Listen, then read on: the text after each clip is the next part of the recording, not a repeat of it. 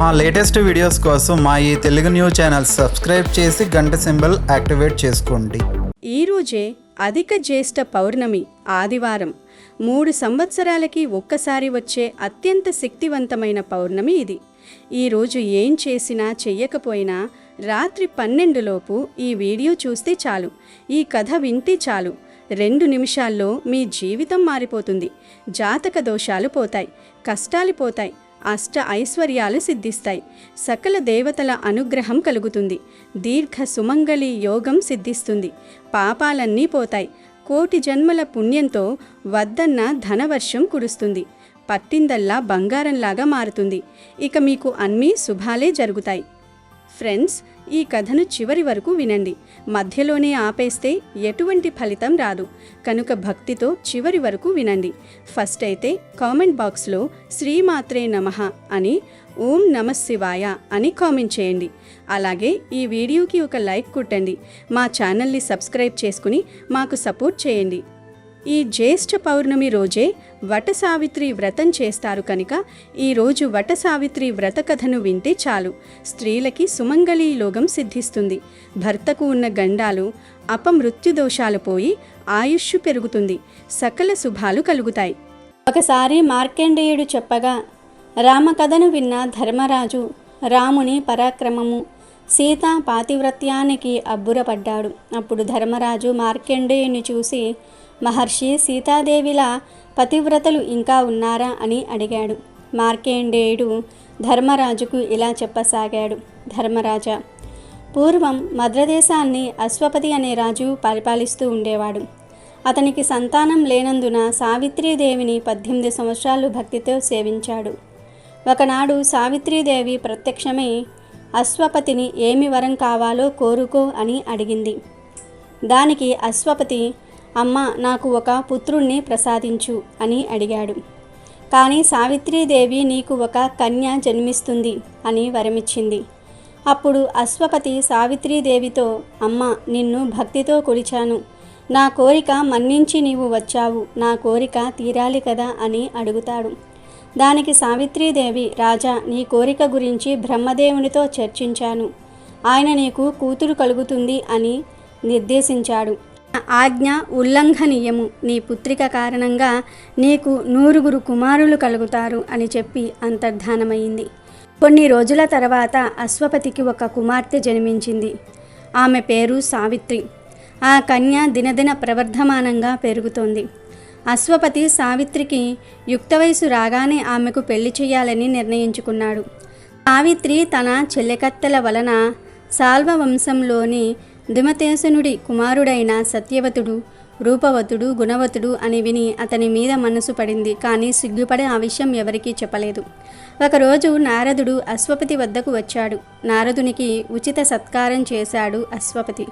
సావిత్రి కూడా నారదునికి నమస్కరించింది. నారదుడు ఆ కన్యను చూసి, రాజా, నీ కుమార్తెకు ఇంకా వివాహం ఎందుకు చేయలేదు అని అడిగాడు.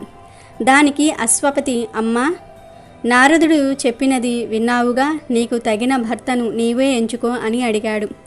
అప్పుడు సావిత్రి, తండ్రి, సాల్వభూపతి కుమారుడైన సత్యవతుడు నాకు తగిన భర్త అని నేను అనుకుంటున్నాను. అని ఆ సాల్వభూపతి విధివశాత్తుగా కళ్ళు పోగొట్టుకున్నాడు. శత్రువుల వలన రాజ్యం పోగొట్టుకొని అడవులలో నివసిస్తూ ఉన్నారు. అయినా నేను సత్యవతున్నే వివాహం చేసుకుంటాను అన్నది. ఆ మాటలు విని అశ్వపతి నారదునితో, మహర్షి, సత్యవతుని గుణగణాలు ఎలాంటివి అని అడిగాడు. దానికి నారదుడు, రాజా, అతడు ఎప్పుడూ సత్యం పలుకుటచే అతనికి సత్యవతుడనే సార్థక నామధేయం వచ్చింది. అతని అసలు పేరు త్రాస్వుడు, బుద్ధిలో బృహస్పతి వంటివాడు, శౌర్యంలో దేవేంద్రుని మించినవాడు, తేజస్సులో చంద్రుడు, అందంలో అశ్వినీ దేవతల వంటివాడు, సమము, దమము, బ్రాహ్మణ భక్తి అతనికి ఎక్కువగా ఉన్నాయి. కానీ అతడు అల్పాయుష్కుడు, 1 సంవత్సరంలో చనిపోతాడు, వివాహమైన 1 సంవత్సరంలో మరణిస్తాడు అన్నాడు. ఇదంతా విని అశ్వపతి కుమార్తెతో, అమ్మ, నీకు అల్పాయుష్కుడైన భర్త ఎందుకు, వేరే ఒకరిని వరించు అన్నాడు. కానీ సావిత్రి మాత్రం, తండ్రి, త్రికరణలో మనసు ప్రధానం కదా, ఆ మనసు సత్యవతుణ్ణి వరించింది. అతను ఎలాంటి వాడైనా నాకు అతనితోనే వివాహం జరిపించండి. నేను వేరెవరిని వరించను, విధిని మనోబలంతో ఎదుర్కొంటాను. మార్గాంతరం చూపమని నారదుణ్ణి వేడుకుంటుంది. అప్పుడు నారదుడు సావిత్రికి బాల త్రిపుర సుందరి త్రిరాత్రి వ్రతాన్ని బోధిస్తాడు. తర్వాత నారదుడు అశ్వపతితో, రాజా, నీ కుమార్తె గుణవంతురాలు, ఆమె మనసు మార్చటం సాధ్యం కాని పని. ఆమెను సత్యవతునికిచ్చి వివాహం జరిపించు. ఈమె చేసిన పుణ్యం వలన సత్యవతుడు దీర్ఘాయుష్మంతుడు కాగలడు అని దీవించి వెళ్ళాడు. నారదుని ఆనతి మేరకు సావిత్రికి సత్యవంతునికి పెళ్లి చేద్దాం అనుకుంటాడు అశ్వపతి. దాంతో వివాహ సంబరాలతో అడవిలో ఉన్న భూపతి వద్దకు వెళ్ళాడు. భూపతి అశ్వపతిని తగు రీతిలో సత్కరించాడు. అప్పుడు అశ్వపతి భూపతిని మహారాజుతో, ఈమె నా కుమార్తె సావిత్రి, ఈమెను నీ కోడలుగా స్వీకరించుము అన్నాడు. దానికి భూపతి, అయ్యా, మేము రాజ్యం కోల్పోయి అడవులలో ఉన్నాము. సుకుమారి అయిన నీ కుమార్తె ఈ అడవులలో కష్టాలకు తట్టుకుంటుందా అన్నాడు. అప్పుడు అశ్వపతి, రాజా, సంపదలు శాశ్వతం కాదు కదా, ఈరోజు ఉంటాయి, రేపు పోతాయి. ధీరులు వాటి కొరకు దుఃఖించరు. నా కుమార్తె సావిత్రి ఆమె ఆలోచించే ఈ నిర్ణయం తీసుకుంది, కాదనకండి అన్నాడు. అశ్వపతి మాటలు విన్న పతి కాదనలేకపోయాడు. అలా సావిత్రి సత్యవతుల వివాహం జరిగిపోయింది. అశ్వపతి తన కుమార్తెకు వివిధ ఆభరణాలు, వస్తువులు ఇచ్చి తన రాజ్యదానికి వెళ్ళాడు. సావిత్రి భర్తతో పాటు అడవులలో ఉంటూ నారచీరలు ధరించి అత్తమామలకు సేవ చేస్తూ భర్తతో కాపురం చేస్తుంది. సత్యవతుడి ఆయుష్ తీరడానికి, సంవత్సరం గడవడానికి ఇక 4 రోజులు మాత్రమే ఉంది. అప్పుడు సావిత్రి బాల త్రిపుర సుందరి త్రిరాత్ర వ్రతాన్ని ప్రారంభించింది. కఠోర దీక్షతో ఆ వ్రతాన్ని నియమబద్ధంగా పూర్తి చేసింది. 4వ రోజు ఉదయాన్నే శుచిగా అడవిలో లభించే అలసందలకు బెల్లం కలిపి అట్లు తయారు చేసి వెన్న ముద్దతో పాటు అమ్మవారికి నివేదన చేసింది. తర్వాత అడవిలో ముత్తైదువులు ఎవరూ దొరకపోవటంతో మర్రి చెట్టునే ముత్తైదువుగా భావించి ఆ చెట్టుకే చీర, రవికలు సమర్పించి 108 సార్లు దారంతో చెట్టు చుట్టూ చుట్లు వేస్తుంది. ఆ తర్వాత భర్తకు భోజనం పెట్టి తాను కూడా భోజనం చేసి వ్రత సమాప్తి చేసింది. ఇదే కాలాంతరంలో వట సావిత్రి వ్రతంగా మారింది. ఇక ఆ రోజు సావిత్రితో భర్త, సావిత్రి, నేను అడవికి వెళ్ళి పండ్లు తీసుకువస్తాను అని అన్నాడు.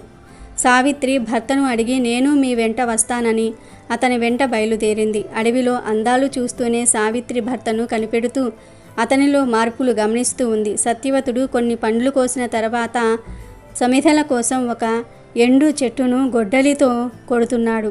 ఇంతలో తల భారంగా ఉందని గొడ్డలిని కింద పెట్టి తూలుతూ కూర్చున్నాడు. సావిత్రి వెంటనే తన తొడపై అతని తల పెట్టుకుని అతనికి సపర్యలు చేస్తూ ఉంది. సేపటికి సత్యవతుడు స్పృహ కోల్పోయాడు. ఇంతలో నల్లటి ఆకారం కలవాడు, కోరలు కలవాడు, ఎర్రని నేత్రములు కలవాడు, బంగారు వస్త్రాలు కలవాడు, అత్యంత భీకర ఆకారం కలవాడు, చేతిలో పాసం ధరించినవాడు అయిన దేవతామూర్తి యమధర్మరాజు అక్కడికి వచ్చాడు. అతనిని చూసి సావిత్రి, అయ్యా, మీరెవరు అని అడిగింది. దానికి యముడు, సావిత్రి, నా పేరు యమధర్మరాజు. నీవు పతివ్రతవు గనుక నన్ను చూడగలిగావు. నేను ఇతరులకు కనబడను. నీ భర్త సత్యవంతునికి ఆయువు తీరింది. అతడు గొప్ప పుణ్యపురుషుడు.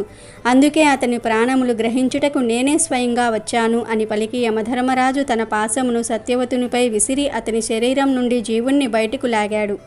వెంటనే దక్షిణ దిక్కుకు పయనమయ్యాడు. వెంటనే సావిత్రి తన భర్త దేహమును ఎవ్వరికీ తెలియకుండా పొదలమాటున ఉంచి యమధర్మరాజును అనుసరించింది.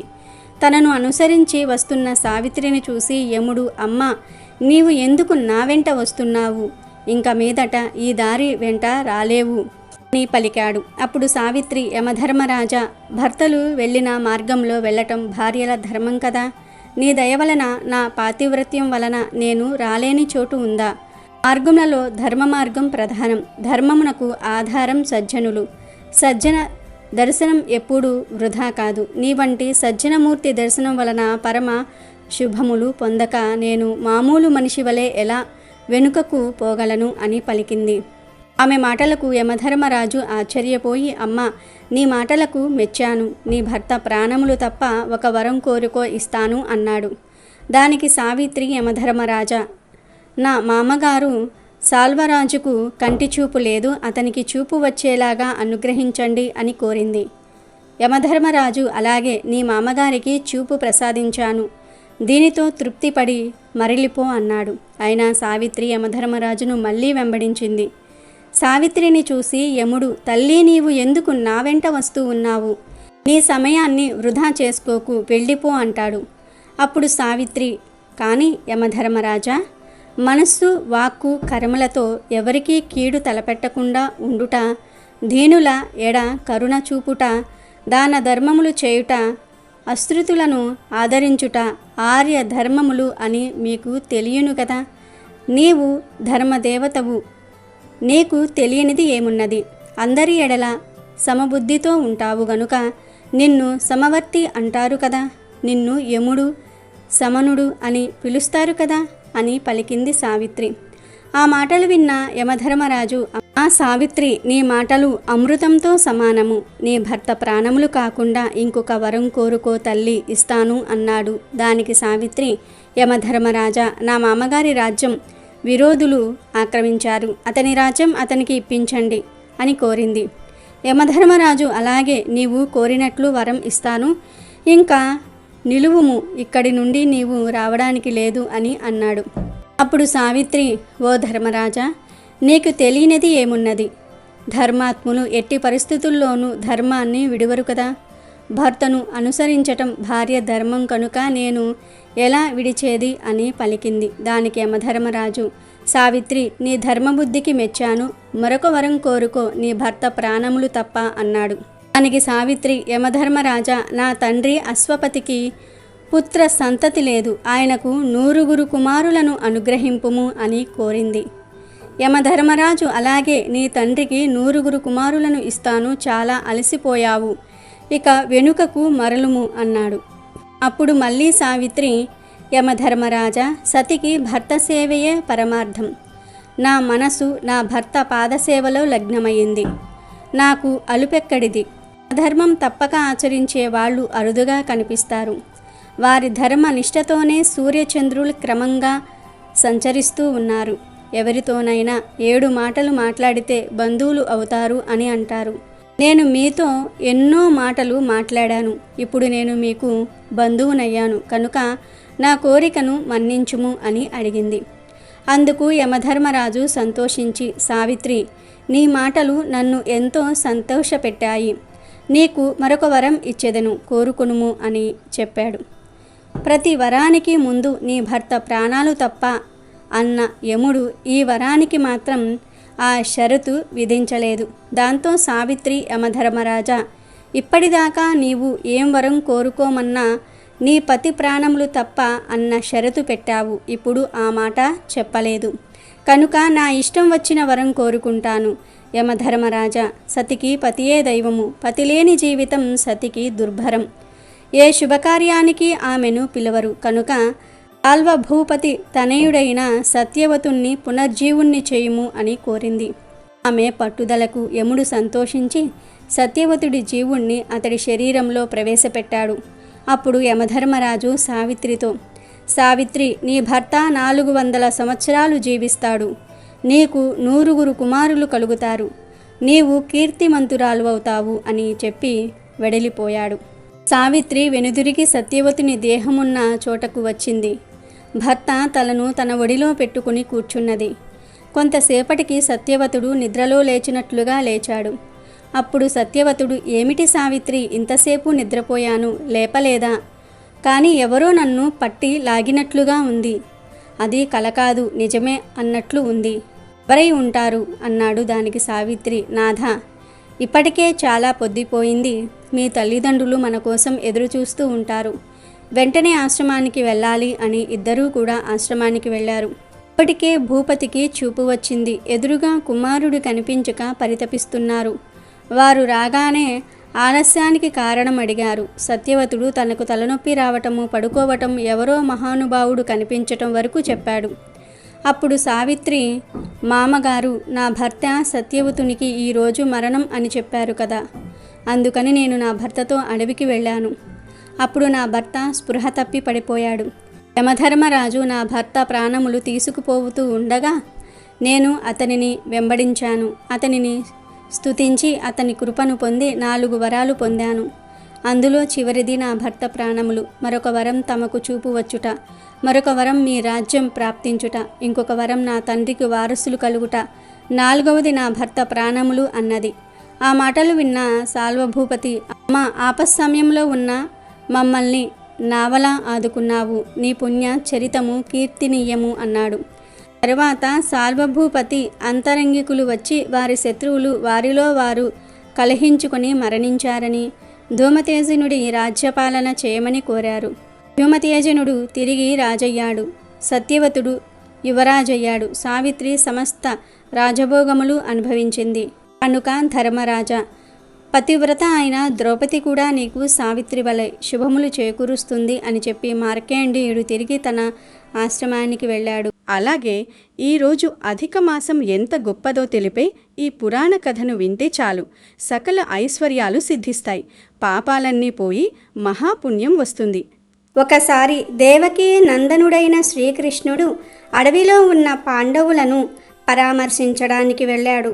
పాండవులందరూ కూడా ద్రౌపదితో సహా శ్రీకృష్ణుణ్ణి చూసి చాలా సంతోషించారు. వారి వనవాస జీవిత కష్టాలన్నీ కూడా మర్చిపోయారు. శ్రీకృష్ణ దర్శనంతో కొత్త జీవితాన్ని పొందినంతగా ఆనందించారు. శ్రీకృష్ణుడికి వాళ్ళందరూ కూడా నమస్కరించారు. వారి యొక్క దుర్భర జీవితాన్ని చూసి శ్రీకృష్ణుడు ఎంతో బాధపడ్డాడు. అదే సమయంలో పాండవులు అధిక మాసాన్ని ఆచరించలేదని తెలుసుకున్న శ్రీకృష్ణుడికి దుర్యోధనుని మీద చాలా కోపం కలిగింది. అప్పుడు కృష్ణుడు పూర్తి విశ్వాన్ని నాశనం చేస్తాడేమో అనిపించేంత కోపంగా ఉన్నాడు. అది చూసి పాండవులందరూ కూడా భయపడి భగవంతుణ్ణి వినయంతో ప్రార్థించారు. అర్జునుడు ప్రార్థనలకు సంతోషించాను, మీ భక్తి ప్రేమలకు కట్టుబడిపోయాను. ఇప్పుడు నేను మీకు అద్భుత మహిమగల అధిక మాసం యొక్క మహత్యాన్ని వివరిస్తాను అని శ్రీకృష్ణుడు ఇలా చెప్పసాగాడు. ఓ అర్జున, ఒకానొకసారి ప్రకృతి నిర్ణయం వల్ల అధిక మాసం ఒకటి కాలమానంలో ఆవరించింది. ప్రతి ఒక్కరూ ఆ మాసాన్ని అపవిత్రంగానూ మలినమాసంగానూ చూస్తారు. ఏ విధంగా మలినాన్ని తాకటం అపవిత్రంగా భావిస్తారో ఆ విధంగా ఈ అధిక మాసాన్ని ఏ పవిత్ర కార్యానికి పనికి రాదన్నట్లుగా చూడటం మొదలుపెట్టారు. ఇలా ఆ మాసం నిందలు పొందుతూ అందరి చేత నిరాకరించబడింది. ఆ మాసంలో ఏ విధమైన శుభకార్యాలు చేసేవారు కాదు. ఈ విధంగా మానవులందరి చేత నిరాకరింపబడి నిందించబడుతూ అధిక మాసం ఒక స్త్రీ రూపం దాల్చి చాలా దుఃఖితురాలయ్యింది. ఆమె దుఃఖంతో వైకుంఠానికి వెళ్ళి తన దీనస్థితిని విష్ణు భగవానుడికి వివరించింది.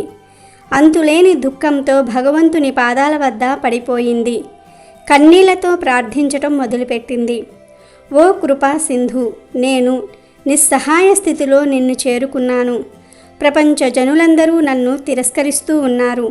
నన్ను రక్షించు, నీ కృప నాకు కలిగించు, నన్ను దయతో చూడు అని భగవంతుని పాదాల వద్ద పడిపోయింది. ఆమె కన్నీళ్లను దీనస్థితిని చూసి నారాయణుడికి ఆమెపై జాలి కలిగింది.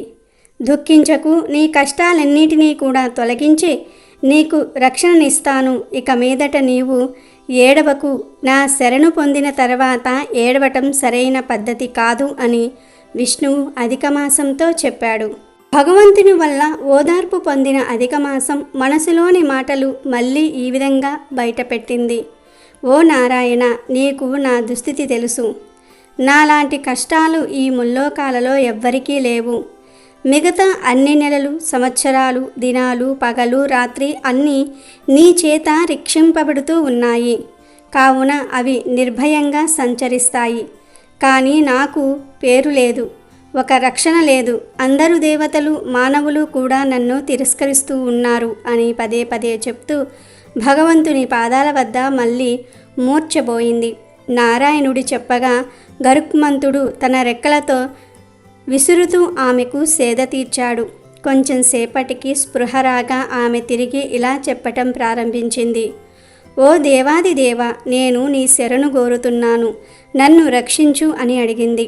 అప్పుడు వెంటనే శ్రీ మహావిష్ణువు అధిక మాసంతో ఇలా అన్నాడు. ఓ పుత్రి, దయచేసి దుఃఖించకు. నీ కష్టాలన్నీ కూడా త్వరలోనే నశిస్తాయి. శాశ్వత ఆనందమైన శ్రీ వైకుంఠ దివ్య ధామానికి వచ్చిన తర్వాత ఇంకా దుఃఖించటం ఎందుకు అని పలికి ఆమెను కూర్చోబెట్టాడు. తర్వాత విష్ణువు ఈ విధంగా అన్నాడు, నేను ఈ మాసాన్ని స్వీకరిస్తాను. ఓ విష్ణు, నువ్వు చాలా గొప్ప పని చేశావు. ఆమెను నా దగ్గరకు తీసుకురావటం వల్ల నీ కీర్తి మరింతగా పెరిగింది. నువ్వు ఆమెను స్వీకరించావు. నాతో సమానమైన కీర్తి, ఐశ్వర్యాన్ని, విజయాన్ని, మోక్షాన్ని భక్తులకు ప్రసాదించే శక్తిని ఇస్తున్నాను. ఈ అధిక మాసం నాతో సమానం. నాలో ఉన్న శక్తులన్నిటినీ కూడా ఈ అధిక మాసానికి ఇస్తున్నాను. ఇక మీదట నా పేరుతో ఈ అధిక మాసం పురుషోత్తమ మాసం అని ప్రాముఖ్యం పొందుతుంది.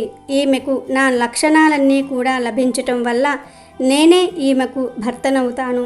పురుషోత్తమ మాసాన్ని నేను రక్షిస్తాను. నాతో సమానం కావున ఈ మాసం అన్ని మాసాలకు అధిపతి. ప్రతి ఒక్కరి చేత పూజింపబడుతుంది. పురుషోత్తమ మాసాన్ని ఎవరైతే పాటిస్తారో వారికి ఎలాంటి కోరికలైనా తీరుతాయి. వేరే మాసాలలాగా భౌతికమైన కోరికలు లేకుండా ఈ పురుషోత్తమ మాసాన్ని కోరికల రహితంగా చేస్తారు. ఈ మాసాన్ని పూజిస్తే గత జన్మల పాపాలన్నీ కూడా నశించటమే కాక ఈ జన్మలో సంతోషకరమైన జీవితం గడిపి చివరిలో భగవంతుని దివ్య ధామానికి చేరుకుంటారు. విష్ణుమూర్తి ఇంకా ఇలా అన్నాడు, ఎన్ని తపస్సులు చేసినా, పుణ్యకార్యాలు చేసినా, బ్రహ్మచర్యాన్ని పాటించిన, జీవితాంతం ఉపవాస వ్రతం చేసిన వారు నా గోలోకం చేరటం అసంభవం. కానీ ఎవరైతే భక్తిగా పురుషోత్తమ మాసాన్ని ఆచరిస్తారో వారు సులభంగా భవసాగరాన్ని దాటి భగవంతుని దివ్య ధామానికి చేరుకోగలరు అని, తపస్సుల్లోకెల్లా పురుషోత్తమ మాసాన్ని ఆచరించటం ఉత్తమమైనదని, ఏ విధంగా చక్కగా దున్నిన నేలలో రైతు విత్తనం నాటితే మంచి దిగుబడి వస్తుందో అదేవిధంగా తెలివైన వ్యక్తి ఈ పురుషోత్తమ మాసాన్ని ఆచరిస్తాడో అతను ఈ జన్మలో సంతోషంగా జీవించి శరీరం వదిలిన తర్వాత అతను భగవంతుని సన్నిధికి తిరిగి చేరుకుంటాడు.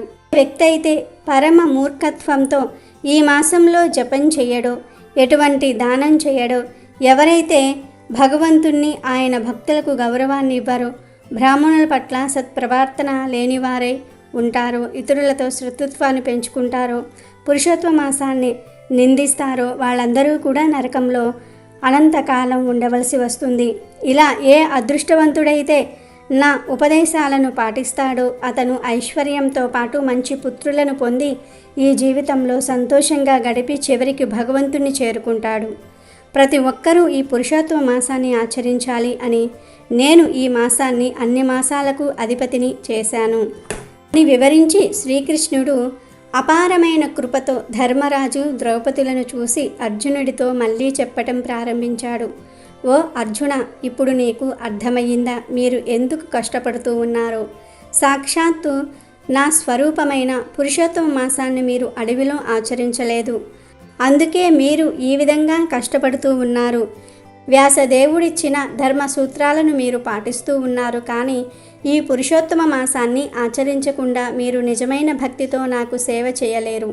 అంతేకాదు, ద్రౌపది ముందు జన్మలో పురుషోత్తమ మాసాన్ని నిందించినందున నిండు సభలో దుశ్శాసనుడి చేత 5 భర్తల ముందు అవమానించబడింది. కానీ అదృష్టం కొద్దీ నన్ను స్మరించటం, నా శరణాగతి పొందటం వల్ల నేను ఆ దుస్థితి నుండి ద్రౌపదిని రక్షించాను. కాబట్టి ఓ పాండవులారా, వచ్చే పురుషోత్తమ మాసాన్ని పూజించటం మర్చిపోవద్దు. ఎవరైతే పురుషోత్తమ మాసాన్ని ఆచరించరో, పూజించరో, నన్ను పూజించరో వారు ఎప్పటికీ అదృష్టాన్ని పొందలేరు. ఈ పురుషోత్తమ మాసం మీ కోరికలన్నీ కూడా నెరవేర్చి దుఃఖాలను పోగొడుతుంది. మీ 14 ఏళ్ల వనవాసం పూర్తి కాబోతోంది. దయచేసి ఈ పురుషోత్తమ మాసాన్ని శ్రద్ధగా పాటించండి అని పాండవులను ఓదార్చి శ్రీకృష్ణుడు ద్వారక వెళ్ళాడు. కొన్ని రోజుల తర్వాత పురుషోత్తమ మాసం ప్రారంభమైనప్పుడు యుధిష్ఠుడు తమ్ముళ్లకు, భార్యకు శ్రీకృష్ణుని మాటలను గుర్తు చేస్తాడు. వారు శ్రీకృష్ణుడు చెప్పిన ఉపదేశాలను అనుసరించారు. వారు అనేక విధాలుగా శ్రీకృష్ణుణ్ణి పూజించి పురుషోత్తమ మాసాన్ని ఆచరించారు. దాని ఫలితంగా వారు వారి రాజ్యాన్ని తిరిగి పొందటమే కాకుండా ఆనందంగా జీవించి చివరకు శ్రీ వైకుంఠాన్ని చేరుకున్నారు. కాబట్టి స్వయంగా శ్రీకృష్ణుడే అధిక మాస ప్రాముఖ్యతను వివరించాడు. ఈ మాసంలో వచ్చే పౌర్ణమి చాలా విశేషమైనది. ఇక ఈ అధిక మాసంలోని పౌర్ణమి రోజు లేదా పౌర్ణమి ముందు రోజు భాగవతాన్ని పారాయణం చేయాలి. లేదా ఎవరైనా పారాయణ చేస్తే వినాలి, లేదా భాగవతం పారాయణ చేసే పండితులకు ఆ గ్రంథాన్ని దానం ఇవ్వాలి. ముఖ్యంగా ఈ అధిక మాస పౌర్ణమి రోజు భాగవతంలోని దశమస్కందంలోని శ్రీకృష్ణుడికి సంబంధించిన కథలను పారాయణ చేస్తే విశేషమైన పుణ్యఫలం లభిస్తుంది. అలాగే ఈ పౌర్ణమి ఆదివారంతో కలిసి వచ్చింది కనుక ఈరోజు అమ్మవారికి ఎంతో ఇష్టం కనుక ఈరోజు నూకాలమ్మ తల్లి ఆలయం ఎలా వచ్చిందో తెలిపే ఈ పురాణ కథను వింటే చాలు, కష్టాలు పోతాయి. అమ్మవారి అనుగ్రహంతో అష్ట ఐశ్వర్యాలు సిద్ధిస్తాయి. మన తెలుగు రాష్ట్రాలు అనేక ప్రాచీన ఆధ్యాత్మిక రహస్యాలకు, మహిమాన్వితమైన దేవాలయాలకు నిలయాలు. ప్రతి గుడి వెనుక ఒక విశేషమైన స్థల పురాణం ఉంటుంది. అయితే వీటన్నింటిలో అత్యంత అసాధారణమైన, ఎంతో ఆసక్తికరమైన చరిత్ర కలిగిన ఒక అద్భుతమైన దేవాలయం ఆంధ్రప్రదేశ్ రాష్ట్రంలోని అనకాపల్లిలో ఉంది. అదే నూకాంబికాదేవి ఆలయం. ఒకే అమ్మవారు, ఒకే దివ్యశక్తి. కానీ 1500 సంవత్సరాల సుదీర్ఘ కాలక్రమంలో ఆమె పేరు 3 సార్లు మారడం ఈ ఆలయానికే దక్కిన ప్రత్యేకత. సృష్టి ఆరంభానికి పూర్వం అంతా శూన్యం. ఆ శూన్యం నుండి విశ్వోత్పత్తి కోసం ఆదిపరాశక్తి తన దివ్య సంకల్పంతో బ్రహ్మ, విష్ణు, మహేశ్వరులు అనే 3 మూర్తులను సృష్టించింది.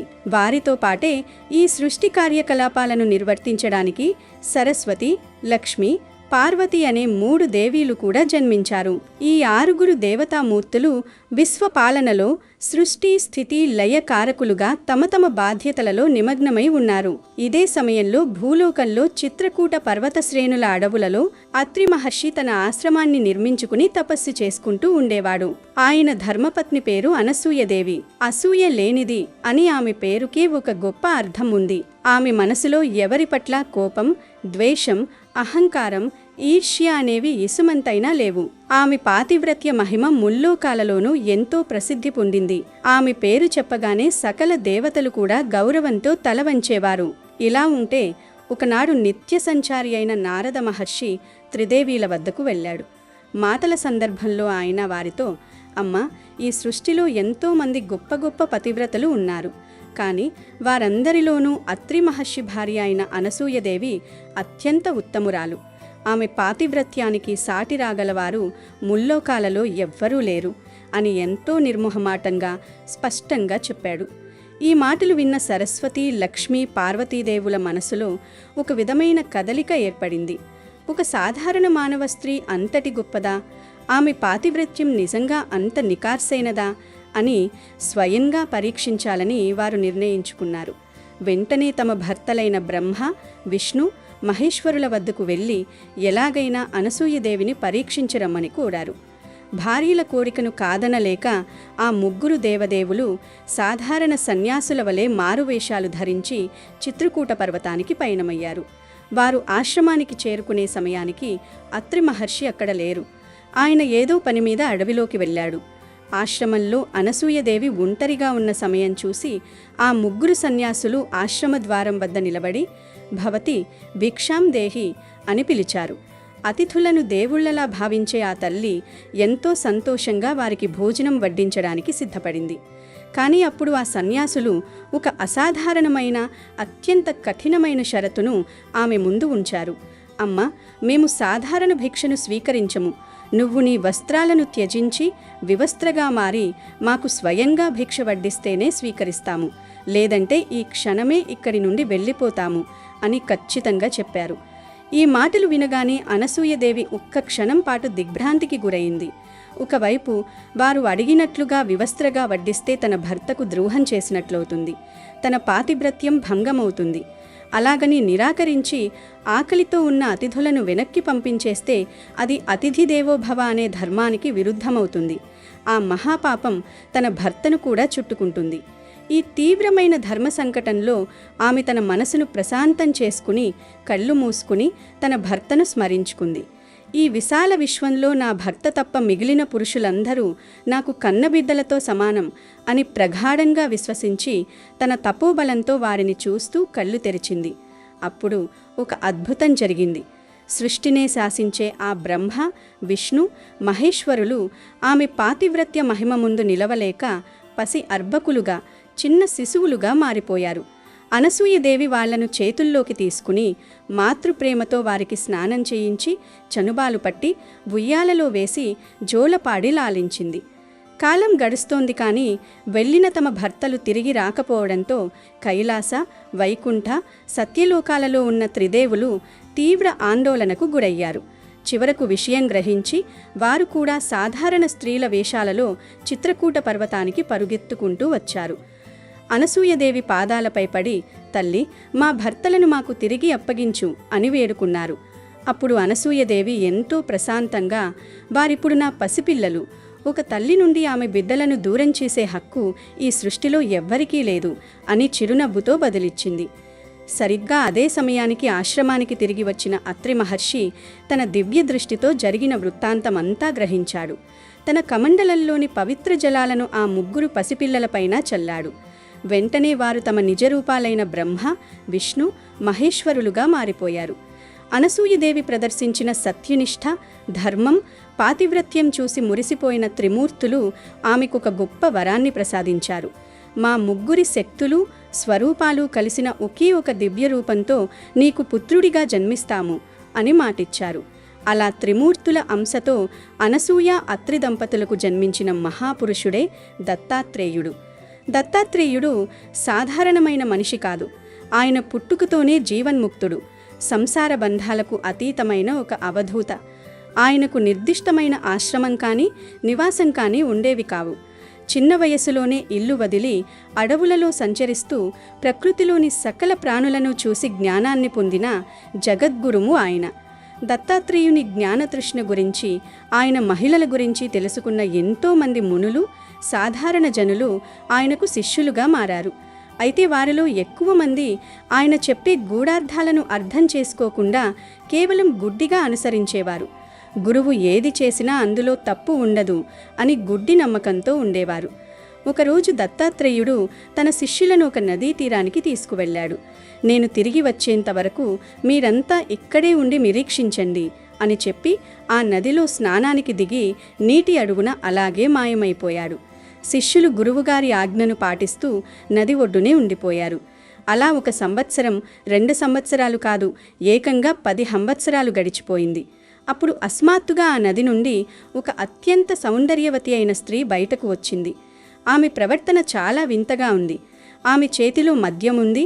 మత్తులో నాట్యం చేస్తూ విచిత్రంగా పాడుతోంది. ఆమెను చూసి కొంతమంది శిష్యులు భయపడి, ఈమె ఎవరో వింత మనిషి, మన గురువుగారు ఈపాటికే ఎక్కడికో వెళ్ళిపోయి ఉంటారు అనుకుని ఆమెను అసహ్యించుకొని అక్కడి నుండి వెళ్ళిపోయారు. కానీ అచంచలమైన విశ్వాసం ఉన్న మరికొంతమంది శిష్యులు మాత్రం ఆ స్త్రీ ప్రవర్తన వెనుక ఉన్న దైవత్వాన్ని గుర్తించి ఆమెలో తమ గురువునే చూస్తూ ఆమెకు నమస్కరించి పూజించడం ప్రారంభించారు. వెంటనే ఆ స్త్రీ రూపం మాయమై దత్తాత్రేయుడు తన నిజ రూపంలో చిరునవ్వుతో ప్రత్యక్షమయ్యాడు. నిజమైన జ్ఞానం అంటే బాహ్య రూపాన్ని చూసి మోసపోవడం కాదు. ఒక వ్యక్తిలో, ముఖ్యంగా ఒక స్త్రీలో దైవత్వాన్ని, పరమాత్మను చూడగలిగే దృష్టిని అలవర్చుకోవడమే అసలైన ఆధ్యాత్మికత. మీ విశ్వాసం గెలిచింది అని వారిని ఆశీర్వదించాడు. అప్పుడు శిష్యులు, స్వామి, మరి ఇప్పటి వరకు మాకు దర్శనమిచ్చిన ఆ వింత స్త్రీ ఎవరు అని అడిగారు. దానికి దత్తాత్రేయుడు సమాధానమిస్తూ, ఆమె నాలోని స్త్రీ స్వరూపమే, నాలో దాగి ఉన్న మాతృశక్తే ఆమె. ఆమె పేరు అనఘాదేవి. సంస్కృత భాషలో అఘ అంటే పాపం, విచారం, దుఃఖమని అర్థం. అనఘ అంటే ఎటువంటి పాపము, విచారము లేనిది అని అర్థం. భక్తుల పాలిట సకల దుఃఖాలను తొలగించే కరుణామయే ఈ అనఘాదేవి అని వివరించాడు. దత్తాత్రేయుడి శక్తి స్వరూపిణి అయిన ఈ అనఘాదేవి ఆవిర్భావమే నూకాంబిక ఆలయ చరిత్రకు నాంది పలికింది. చరిత్ర పుటలలోకి వెళితే దాదాపు 1500 సంవత్సరాల క్రితం ఒక చిన్న గ్రామంలో ఈ అనఘాదేవి స్వయంభువుగా వెలిసింది. ఆ తల్లి దయ వల్ల ఆ గ్రామం ఎంతో సుభిక్షంగా ఉండేది. స్థానిక ప్రజలందరూ ఆమెను గ్రామదేవతగా కొలుస్తూ ఆ ఊరికి అనగాపల్లి అని పేరు పెట్టుకున్నారు. కాలక్రమంలో వాడుక భాషలో ఆ అనగాపల్లి కాస్త రూపాంతరం చెంది నేటి అనకాపల్లిగా స్థిరపడింది. అంటే అనకాపల్లి అనే పేరుకి మూల కారణం సాక్షాత్తు దత్తాత్రేయుని శక్తి స్వరూపమైన అనఘాదేవి పేరే. 1500 సంవత్సరాల నాడు ఆమెను అనఘాదేవి అనే మొదటి పేరుతో పూజించేవారు. ఆ తర్వాత సుమారు 1000 సంవత్సరాల క్రితం తెలుగు నేలను ఏకఛత్రాధిపత్యంగా పాలించిన కాకతీయ రాజులు ఈ ప్రాంతాన్ని తమ అధీనంలోకి తీసుకున్నారు. కాకతీయులు మహాశివ భక్తులు, అదే స్థాయిలో గొప్ప శక్తి ఆరాధకులు కూడా. వారు ఈ అనకాపల్లి ప్రాంతంలో ఉన్న అమ్మవారి అద్భుత మహిమలను స్వయంగా గ్రహించారు. ఒక చిన్న గుడిసెలో ఉన్న అమ్మవారికి ఎంతో విశాలమైన గొప్ప ఆలయాన్ని నిర్మించారు. ఆమెను తమ కులదైవంగా స్వీకరించి ఆమెకు కాకతాంబ అనే రెండవ పేరును నామకరణం చేశారు. కాకతీయ సామ్రాజ్యంలో మహాపరాక్రమశాలులైన రాణి రుద్రమదేవి, ప్రతాపరుద్రుడు వంటి చక్రవర్తులు సైతం ఈ కాకతాంబ అమ్మవారిని దర్శించుకుని విశేష పూజలు నిర్వహించేవారు. సుమారు 200 సంవత్సరాల పాటు ఈ ఆలయం కాకతాంబ పేరుతో ఎంతో వైభవంగా వెలుగొందింది. కానీ కాలచక్రంలో మార్పులు సహజం. మొఘలుల దండయాత్రలలో కాకతీయ సామ్రాజ్యం పతనమైంది. ఆ దండయాత్రల సమయంలో ఎన్నో హిందూ దేవాలయాలతో పాటు ఈ కాకతాంబ ఆలయం కూడా తీవ్రంగా ధ్వంసం చేయబడింది. ఎన్నో సంవత్సరాల పాటు ఆ ప్రాంతమంతా అరణ్యంగా మారి అమ్మవారికి కనీసం ధూపదీప నైవేద్యాలు కూడా లేకుండా పోయాయి. తిరిగి సుమారు 450 సంవత్సరాల క్రితం చరిత్ర మరో మలుపు తిరిగింది. ఆర్తాటు నవాబుకు కాకర్లపూడి అప్పలరాజు అనే ఒక స్థానిక రాజు సైనిక సహాయం చేశాడు. అతని శౌర్య పరాక్రమాలకు సంతోషించిన నవాబు అనకాపల్లి ప్రాంతాన్ని అప్పలరాజుకు బహుమతిగా ఇచ్చాడు. ఆ సమయంలో అప్పలరాజుకు ఈ శిథిలమైన ఆలయం కనిపించింది. వెంటనే ఆయన ఆ ఆలయాన్ని పునరుద్ధరించి కాకతాంబ అమ్మవారికి తిరిగి నిత్య పూజలు ప్రారంభించాడు. ఆ తర్వాత విజయనగర సామ్రాజ్య రాజులు నవాబులను ఓడించి ఈ ప్రాంతాన్ని తమ హస్తగతం చేసుకున్నారు. వారు ఈ ఆలయాన్ని మరింత విశాలంగా ఒక మహా ఆలయంగా తీర్చిదిద్దారు. ప్రజలకు నిత్యం అన్నం పెడుతూ ఆకలి తీర్చే అన్నపూర్ణాదేవి స్వరూపంగా భావించి ఆమెకు నూకాంబిక అనే 3వ పేరును పెట్టారు. అలా ఒకే శక్తి అనఘాదేవి, కాకతాంబ, నూకాంబికగా 3 పేర్లతో పూజలందుకుంటోంది. నేడు అనకాపల్లిలో ఉన్న ఈ నూకాంబికాదేవి ఆలయం విజయనగర వాస్తుశిల్ప శైలిలో కనువిందు చేస్తుంది. ఆలయంలోకి అడుగు పెట్టగానే వర్ణించలేని ఒక గొప్ప ప్రశాంతత భక్తులను ఆవహిస్తుంది. గర్భగుడిలో అమ్మవారు అనగాదేవి ప్రతిరూపంగా ఎంతో ప్రశాంతమైన ముఖవర్చస్సుతో కరుణ కురిపించే కళ్ళతో దర్శనమిస్తుంది. గర్భగుడికి సరిగ్గా పక్కనే ఒక ఉపాలయం ఉంటుంది. అందులోనే దత్తాత్రేయ స్వామివారి సుందరమైన విగ్రహం కొలువయ్యుంది. దత్తాత్రేయుడి శక్తి స్వరూపమే అనఘాదేవి. ఆ అనఘాదేవియే నేటి నూకాంబిక. కాబట్టి ఈ ఇరువురికి భేదం లేదు, ఇద్దరూ ఒకటే. ప్రతి సంవత్సరం నవరాత్రి ఉత్సవాలలో ఇక్కడ మహాకళ్యాణం అత్యంత వైభవంగా జరుగుతుంది. అలాగే మార్గశిర మాసంలో వచ్చే దత్త జయంతి నాడు దత్తాత్రేయ స్వామికి విశేషమైన అభిషేకాలు, పూజలు నిర్వహిస్తారు. వేలాది మంది భక్తులు నిత్యం ఆ తల్లి దర్శనం కోసం వస్తుంటారు. అలాగే ఈరోజు ఒక దొంగవాడు శివభక్తుడిగా ఎలా మారాడో తెలిపే ఈ పవిత్ర కథని వింటే చాలు, పరమేశ్వరుడి అనుగ్రహం కలుగుతుంది, కష్టాలు రావు, పట్టిందల్లా బంగారంలాగా మారుతుంది. ఒకానొక ఊరిలో కేశవ అని ఒక యువకుడుండేవాడు. దురదృష్టవశాత్తు అతనికి సరైన పని దొరకకపోవడం వల్ల తన కుటుంబాన్ని పోషించుకోవడానికి దొంగతనాలు చేయాల్సిన దుస్థితి ఏర్పడింది. కేశవ భార్య పేరు గౌరి. వారికిద్దరు చిన్న పిల్లలు. కేశవ ప్రతిరోజు ఏదో ఒక చోట చిన్న చిన్న దొంగతనాలు చేసి దాని ద్వారా వచ్చే డబ్బుతో ఇంటికి కావాల్సిన సరుకులు తెచ్చేవాడు. అయితే అతనికి ప్రతిరోజు దొంగతనం చేయడానికి అవకాశం దొరికేది కాదు. అలా కుదరని రోజుల్లో ఆ కుటుంబం మొత్తం పస్తులుండాల్సి వచ్చేది. పిల్లల ఆకలి కేకలు వింటూ ఆ భార్యాభర్తలు గుండెలు పగిలేలా రోధించేవారు.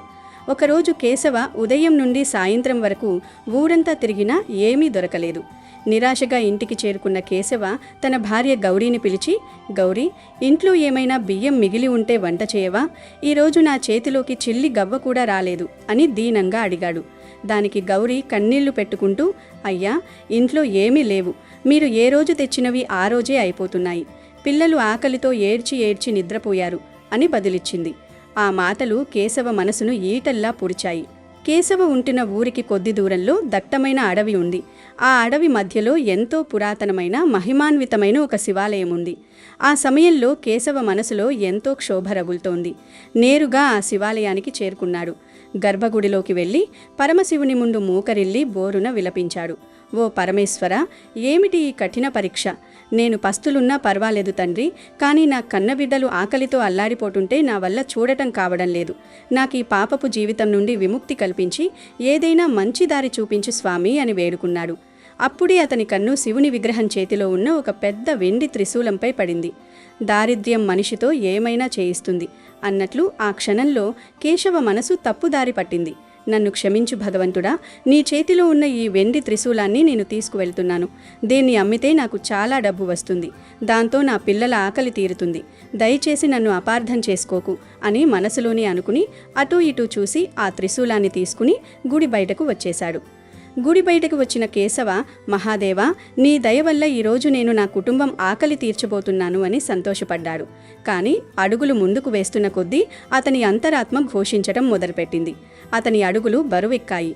నేను ఎంతటి ఘోరమైన పాపం చేస్తున్నాను.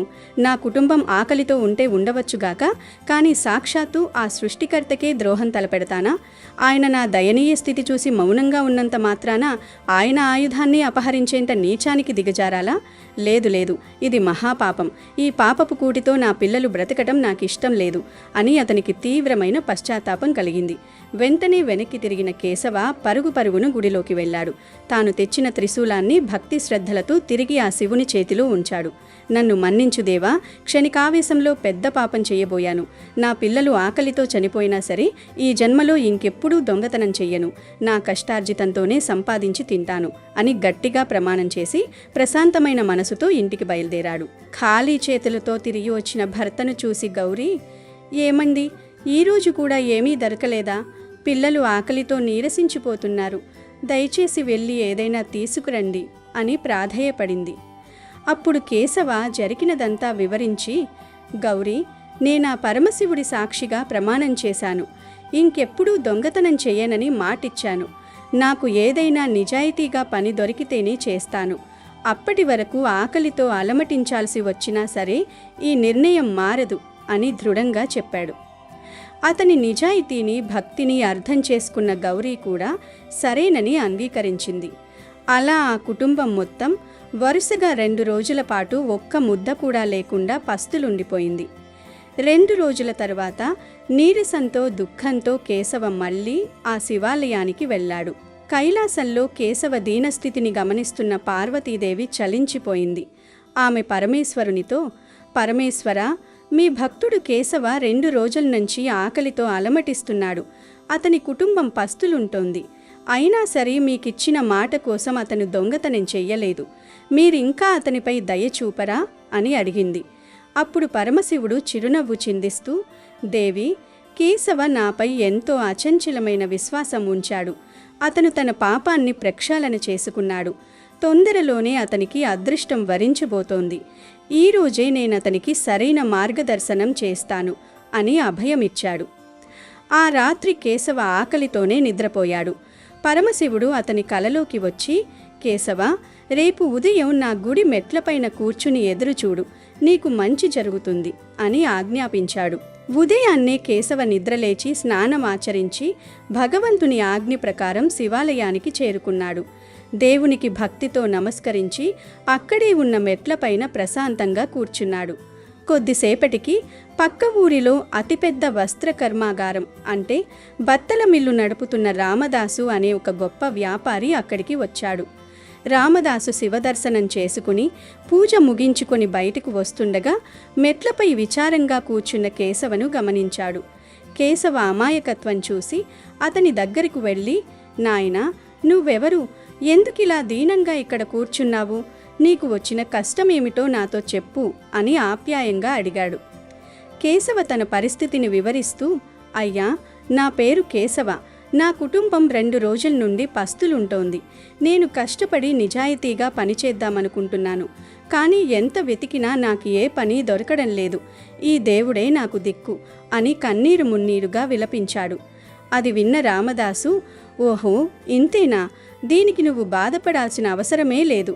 నువ్వు నా బట్టల మిల్లులో పనిచేస్తావా అని అడిగాడు.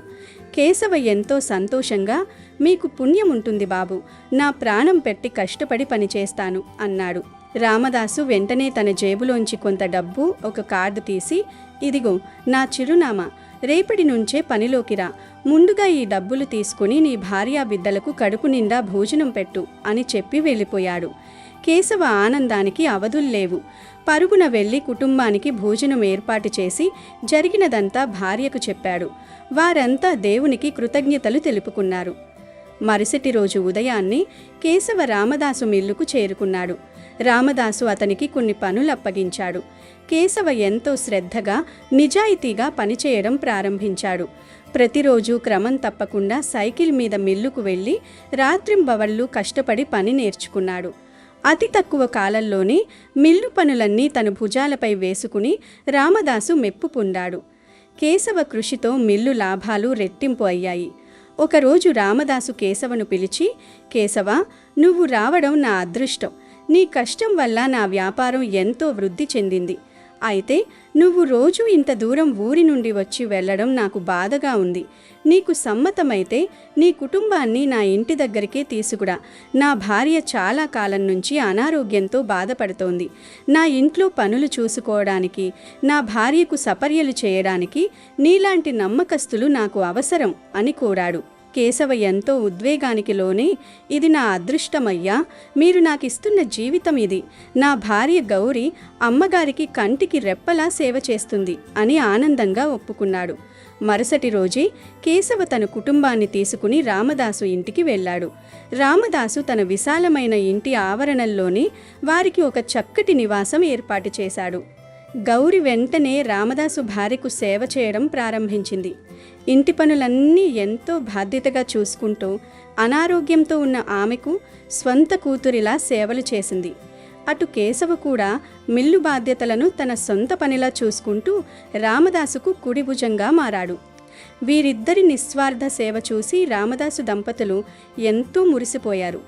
ఒకరోజు రామదాసు భార్య తన భర్తతో, ఏమండి, కేశవ ఎంత మంచివాడో, గౌరి కూడా అంతకంటే మంచిది. మనకు పిల్లలు లేరనే లోటే లేకుండా వీరు మనల్ని అంటి పెట్టుకుని ఉన్నారు. మన సొంత పిల్లలున్నా ఇంత బాగా చూసుకునేవారు కాదేమో అని ఆనంద బాష్పాలు రాల్చింది. కాలం గడిచే కొద్దీ రామదాసు భార్య ఆరోగ్యం మరింత క్షీణించింది. ఒకరోజు ఆమె మరణశయ్యపై ఉండి రామదాసును పిలిచి, ఏమండి, నా సమయం ఆసన్నమైంది. నేను వెళ్ళిపోయాకు మీకు అన్ని కేశవ దంపతులే చూసుకుంటారు. వాళ్ళనే మన సొంత బిడ్డల్లా భావించి మన ఆస్తికి వారసులను చేయండి అని తన ఆఖరి కోరిక చెప్పి కన్ను మూసింది. భార్య మరణంతో రామదాసు తీవ్ర విషాదంలో కూరుకుపోయాడు. ఆ కష్టకాలంలో కేశవ, గౌరీ దంపతులు అతనికి ఎంతో ధైర్యాన్నిచ్చి కంటికి రెప్పలా కాపాడుకున్నారు. కొన్ని సంవత్సరాలు గడిచాయి. రామదాస్ కూడా వృద్ధాప్యానికి చేరుకున్నాడు. నా భార్య మరణించినట్లు నేను కూడా ఏదో ఒక రోజు ఈ లోకం విడిచి వెళ్ళక తప్పదు. మరి నా ఆస్తంతా ఏమవుతుంది? నా భార్య కోరిక మేరకు కేశవనే నా వారసుడిగా ప్రకటించటమే ధర్మమని నిర్ణయించుకున్నాడు. వెంటనే తన లాయర్ను పిలిపించి తన ఆస్తిపాస్తులన్నీ కేశవ పేరున రాసేలా వీలునామా తయారు చేశాడు. మరుసటి రోజు రామదాసు కేశవను పిలిచి, నాయనా కేశవ, నా వయసు అయిపోయింది. నేను ఏ క్షణానైనా కన్ను మూయవచ్చు. నాకు పిల్లలు లేరు. నువ్వే నాకు కొడుకుగా అన్ని సేవలు చేశావు. నా ఆస్తికి నిన్నే చట్టబద్ధమైన వారసుడిని చేస్తూ అంతా నీ పేరు మీద రాశాను అని చెప్పాడు. కేశవ కన్నీళ్లతో, అయ్యా, దయచేసి అలా అనకండి. మీరు నాకు దేవుడితో సమానం. మీ ఆస్తిని నేను ఎలా తీసుకోగలను? నాకు మీలే కావాలి అని ప్రాధేయపడ్డాడు. రామదాసు అతన్ని సముదాయిస్తూ, నాయనా, ఇదంతా ఆ శివుని ఆజ్ఞ. నా ఆఖరి కోరిక కూడా ఇదే, కాదనకు అని సర్వస్వం అతనికి అప్పగించాడు. కొద్ది రోజులకే రామదాసు ప్రశాంతంగా కన్నుమూశాడు. కేశవ, గౌరీ దంపతులు స్వంత కొడుకు, కోడలుగా రామదాసుకు అన్ని దహన సంస్కారాలు భక్తి శ్రద్ధలతో నిర్వహించారు. దొంగగా జీవితం ప్రారంభించి పశ్చాత్తాపంతో మారి నిజాయితీతో కోటీశ్వరుడిగా ఎదిగిన కేశవ తన గతాన్ని మరిచిపోలేదు. పరమశివుని పట్ల తన భక్తిని మరింతగా పెంచుకున్నాడు. తనకున్న అపార సంపదతో పేదవారికి దానధర్మాలు చేస్తూ, ఆకలితో ఉన్నవారికి అన్నదానం చేస్తూ, సకల జనుల మన్ననలు పొందుతూ ఆదర్శవంతమైన జీవితం గడిపాడు. ఒక మనిషి నిజాయితీగా, బాధ్యతగా ఉంటే భగవంతుడు అడుగడుగునా తోడు ఉండి నడిపిస్తాడని కేశవ జీవితం అందరికీ తెలియజేస్తుంది. కృష్ణాపురం అనే ఒక అందమైన పచ్చని గ్రామంలో లక్ష్మి అనే ఒక నిరుపేద మహిళ నివసిస్తూ ఉండేది. ఆమెకు 4 ఏళ్ల వయసున్న రాధ అని ఒక ముద్దుల కూతురు ఉంది. లక్ష్మి అప్పటికే 5 నెలల గర్భవతి. ఆమె జీవితం ఎంతో సంతోషంగా, ప్రశాంతంగా సాగిపోతున్న సమయంలో విధి ఆమెపై పగబట్టింది. సరిగ్గా 2 నెలల క్రితం జరిగిన ఒక ఘోరమైన రోడ్డు ప్రమాదంలో లక్ష్మి తన భర్తను శాశ్వతంగా కోల్పోయింది. అప్పటి వరకు ఆ చిన్న కుటుంబానికి ఏకైక ఆధారంగా ఉన్న భర్త అకస్మాత్తుగా మరణించడంతో లక్ష్మీ జీవితం అంధకారంలో పడిపోయింది. ఆమె కూతురు రాధ పుట్టుకతోనే వికలాంగురాలు. ఆమె తన 2 కాళ్లపై స్వయంగా నిలబడలేదు, నడవలేదు. గర్భవతిగా ఉన్న లక్ష్మి నడవలేని తన కూతురుని చూసుకుంటూ ఎంతో దయనీయమైన పరిస్థితుల్లో పూట గడవని కటిక పేదరికల్లో తన జీవితాన్ని భారంగా నెట్టుకొస్తూ ఉండేది. ఇంట్లో కనీసం తినడానికి గుప్పెడు బియ్యం కూడా లేని పరిస్థితుల్లో ఆమె ఎప్పుడూ ఏదైనా పని దొరుకుతుందేమో అని కూతురుని చంకను వేసుకుని ఊరంతా పస్తులతో వెతుక్కుంటూ ఉండేది. ఇలాంటి దారుణమైన గుండెను పిండేసే పరిస్థితుల్లో ఒకరోజు ఆమె ఆ ఊరిలో పెద్ద మనిషి, దయాళువు మరియు గొప్ప జమీందారు అయిన రామయ్య గారి ఇంటికి పని అడగడానికి వెళుతుంది. అయ్యా, నేను ఎంతో అభాగ్యురాలిని, నిరుపేదను. నా భర్త కొద్ది రోజుల క్రితమే మరణించాడు. నాకు కడుపులో బిడ్డ, చేతిలో నడవలేని వికలాంగురాలైన కూతురు ఉన్నారు. మాకు పూట గడవడానికి పని చాలా అవసరమయ్యా. మీ ఇంట్లో గాని మీ పొలంలో గాని ఏదైనా చిన్న పని ఉంటే ఇప్పించండయ్యా. ఈ జన్మకు మీకు రుణపడి ఉంటాను అని 2 చేతులు జోడించి కన్నీళ్లు పెట్టుకుంటూ వేడుకుంటుంది. ఆమె దీనస్థితిని చూసి రామయ్య గారి మనసు కరిగిపోతుంది. అరే, ఏడవకమ్మా లక్ష్మి, నువ్వు గర్భవతివి, పైగా ఎన్నో కష్టాల్లో ఉన్నావు. నీకు ఒక మంచి పని చెబుతాను విను. మన ఊరి చివరన ఒక పెద్ద పురాతనమైన శివాలయం ఉంది కదా, నువ్వు అక్కడికి వెళ్ళి పనిచెయ్యి. గుడిలో ఉన్న పూజారి సోమేశ్వరరావు గారికి పూజా కార్యక్రమాల్లో సహాయంగా ఉండు. దానికి బదులుగా నీకు నీ కూతురికి 2 పూటలా కడుపు నిండా ప్రసాదం, భోజనం దొరుకుతుంది. అంతేకాకుండా నీ ఇతర ఖర్చుల కోసం నేను నెలకు కొంత డబ్బు కూడా ఇస్తాను. సంతోషంగా వెళ్ళి ఆ పరమశివుడి సేవ చేసుకో అని ఎంతో దయతో భరోసా ఇస్తాడు. జమీందారు రామయ్య గారి మాటలకు లక్ష్మి ఎంతో సంతోషిస్తుంది. మర్నాడు ఉదయాన్నే సూర్యోదయానికి ముందే నిద్రలేచి తలస్నానం చేసి శివాలయానికి వెళుతుంది లక్ష్మి. అక్కడ పూజారి సోమేశ్వరరావు గారిని కలిసి తన పని గురించి చెబుతుంది. అప్పట్నుంచి లక్ష్మి ప్రతిరోజు ఎంతో ఇష్టంగా గుడికి వెళ్ళి పనులన్నీ అత్యంత భక్తి శ్రద్ధలతో చేసేది. పొద్దున్నే వెళ్ళి గుడి ఆవరణమంతా శుభ్రంగా ఊడ్చి నీళ్లతో కడిగి అందమైన ముగ్గులు వేసేది. దేవుడి పూజ కోసం పరిసరాల్లో ఉన్న రకరకాల పూలు కోసుకొని వచ్చేది. పూజా సామాగ్రిని తొమి తలతలలాడేలా చేసేది. ఆమె పని పట్ల, ఆమెకు దేవుడి మీద ఉన్న అనంతమైన భక్తి పట్ల పూజారి సోమేశ్వరరావు ఎంతో తృప్తి చెందుతాడు. అయితే అదే గుడిలో జమీందారు రామయ్య గారి స్వంత మేనల్లుడు సురేష్ కూడా పర్యవేక్షకుడిగా ఉంటాడు. సురేష్ రోజంతా గుడిలోనే ఉన్నట్లు నటిస్తాడు గాని అతనికి దేవుడంటే ఇసుమంత కూడా భక్తి లేదు. పైగా అతను ఎంతో అత్యాసపరుడు, క్రూరుడు. గుడికి అవసరమైన సామాన్లు, పూజా ద్రవ్యాలు తీసుకురమ్మని జమీందారు రామయ్య ఎప్పుడు డబ్బులిచ్చినా సురేష్ ఆ డబ్బులో సగం మాత్రమే ఖర్చు చేసి నాసిరగ్గా వస్తువులు తెచ్చి మిగిలిన సగం డబ్బులు దొంగతనంగా తన జేబులో వేసుకునేవాడు. కానీ ఇప్పుడు గుడిలోకి లక్ష్మి రావడం వల్ల, ఆమె అన్నీ పద్ధతిగా నిజాయితీగా చేస్తుండడం వల్ల సురేష్కు తన దొంగతనాలకు అడ్డంకిగా మారింది. అందుకని అతను లక్ష్మిని చూడడానికి కూడా ఇష్టపడేవాడు కాదు. ఈమెను ఎలాగైనా సరే ఏదో ఒక నెపం మూపి ఇక్కడి నుంచి గెంటేయాలి అని ద్వేషంతో రగిలిపోయేవాడు.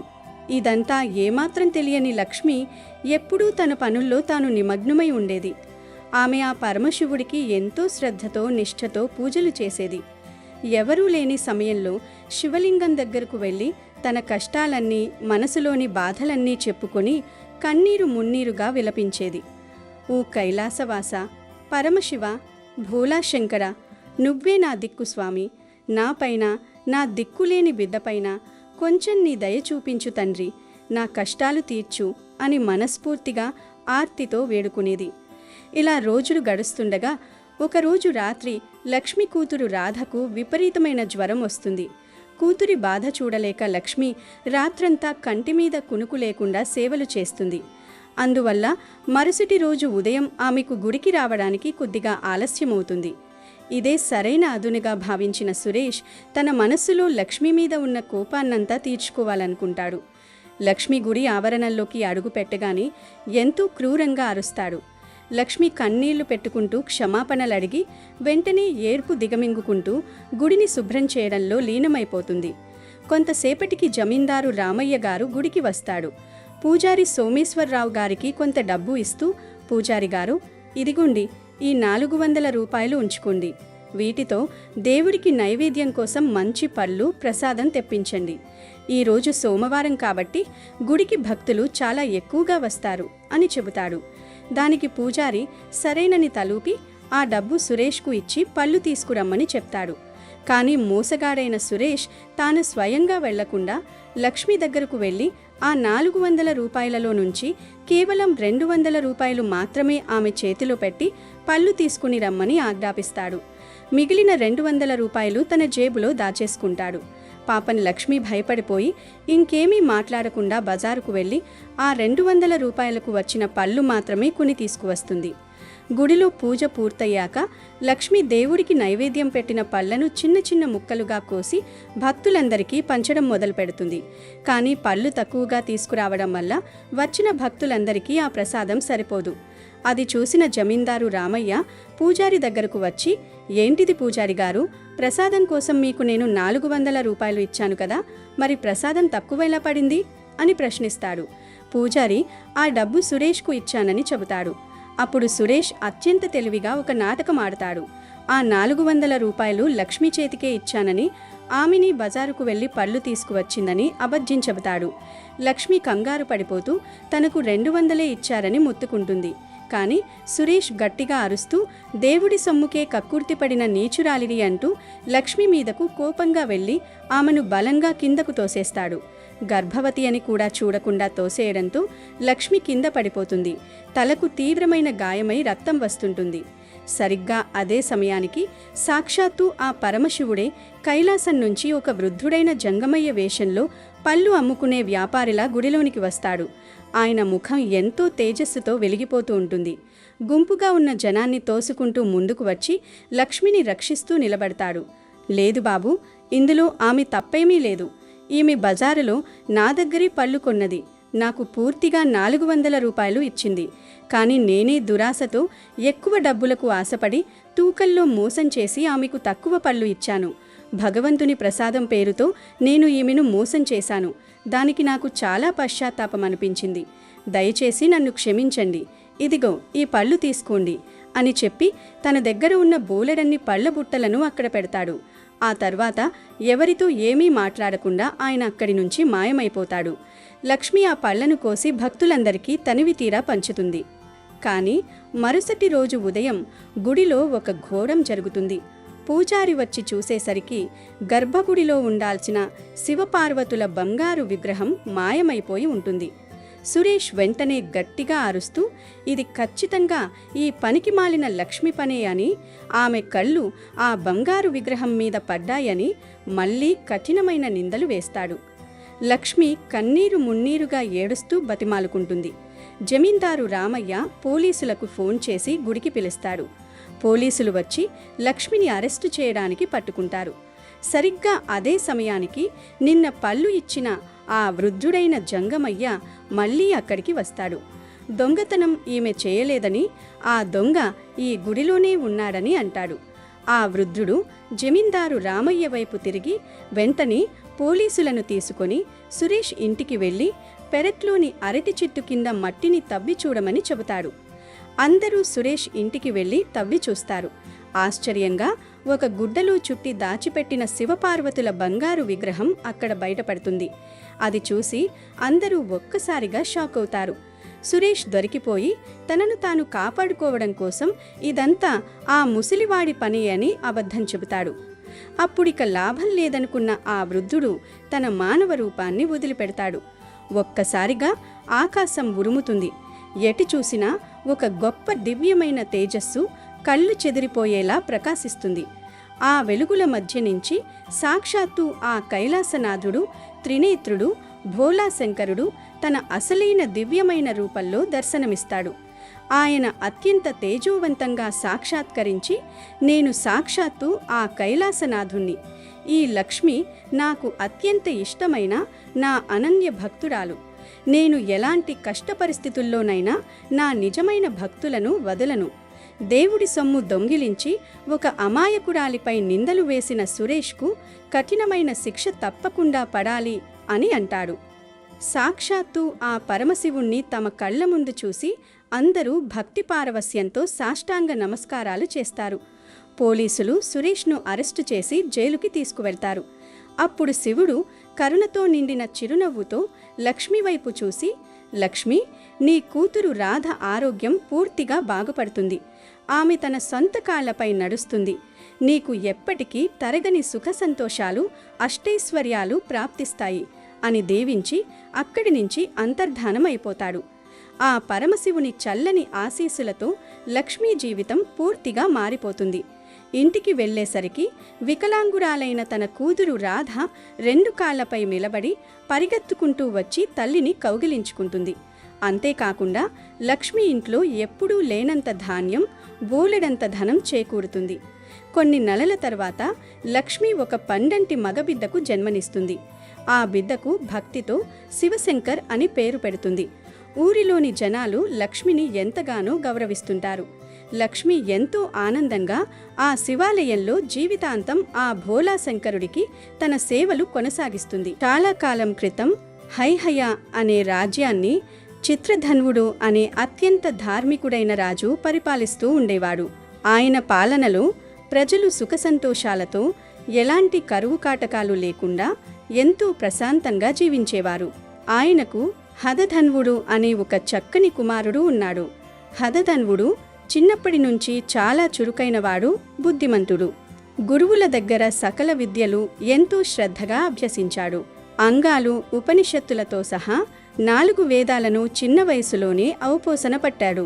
విద్యాభ్యాసం పూర్తయ్యాక గురువుకు తగిన దక్షిణ సమర్పించి ఎంతో వినయంతో తిరిగి తన తండ్రి దగ్గరకు రాజధానికి చేరుకున్నాడు.